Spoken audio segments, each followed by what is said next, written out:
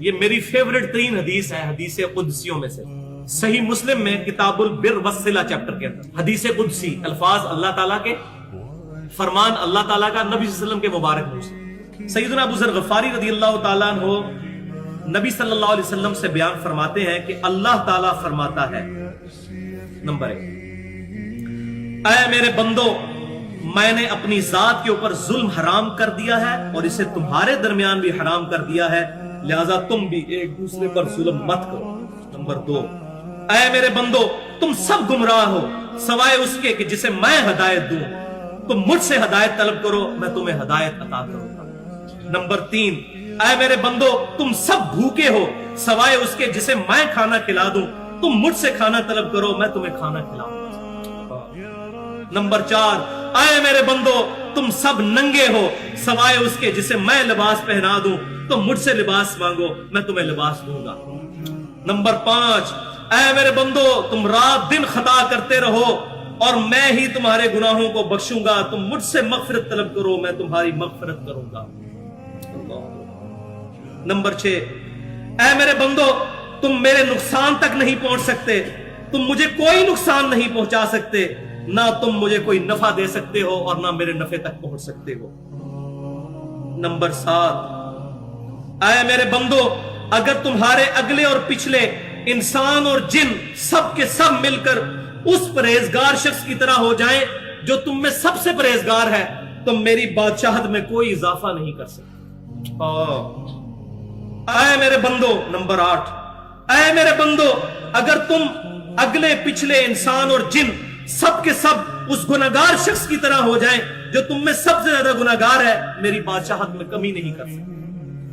اللہ کو کوئی نہیں، اللہ الصمد، اللہ بے نیاز ہے۔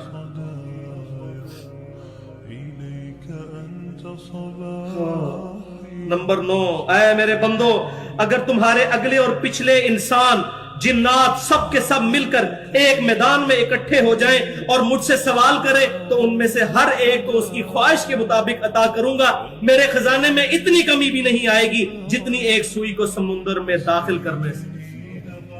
اور نمبر 10، اے میرے بندو، یہ تمہارے ہی اعمال ہیں جنہیں میں نے تمہارے لیے محفوظ کر لیا ہے۔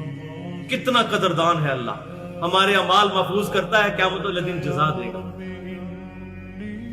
اے میرے بندو، یہ تمہارے ہی اعمال ہیں، دیکھیں کتنا قدر شناس ہے، اور بندے کو کیا کہنا چاہیے؟ اللہ تیرا فضل ہے، اور اللہ تعالیٰ بندے کی تعریف کر رہا ہے۔ اے میرے بندو، یہ تمہارے ہی اعمال ہیں جنہیں میں نے تمہارے لیے محفوظ کیا اور پھر میں تمہیں ان کا بدلہ عطا کروں گا، لہذا جو شخص بہتری پائے وہ اللہ کی حمد کرے، جو شخص بہتری پائے اللہ کی حمد کرے۔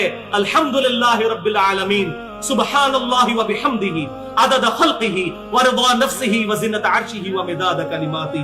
جو کوئی بھلائی پائے، کوئی اس کو اچھائی پہنچے، کوئی نفع ملے تو میری حمد کرے، اور جو کوئی تم میں سے اس کے برعکس پائے یعنی برائی پہنچے، اس کو تکلیف، تو وہ صرف اپنی ذات کو ملامت کرے۔ اللہ تعالیٰ اپنے بندوں پر ظلم نہیں کرے، اپنی ذات کو ملامت کرے۔ تو اللہ تبارک و تعالیٰ ہمیں کتاب و سنت کی تعلیمات پر عمل کرنے کی توفیق عطا فرمائے۔ اللہ تبارک و تعالیٰ اپنے نیک اور محبوب بندوں کا قیامت والے دن ہمیں ساتھ نصیب فرمائے۔ اللہ تبارک و تعالیٰ ہمیں مدینہ شریف میں شہادت کی موت، جنت البقیع میں مدفن اور جنت الفردوس میں اپنے محبوب صلی اللہ علیہ وسلم کا پڑوس نصیب فرمائے۔ جو حق بات میں نے کہی ہمارے دلوں میں راسخ فرمائے، اگر میرے منہ سے کوئی غلط بات نکل گئی تو ہمارے دلوں سے معاف کر دے۔